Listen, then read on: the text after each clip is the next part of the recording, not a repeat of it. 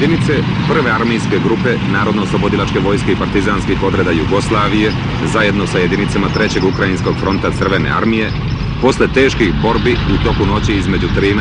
i 14. oktobra zaposele su položaje na liniji Ritopek-Avala-Bele vode. Uprkos očajničkog otpora fašističkih snaga, jedinice Narodno-oslobodilačke vojske Jugoslavije i Crvene armije uspešno lome odbranu neprijatelja i stežu vozdeni obruč oko Beograda. Pitanje je dana i časa kada će glavni grad nove Jugoslavije, Beograd, biti konačno oslobođen od fašističkog zavojevača.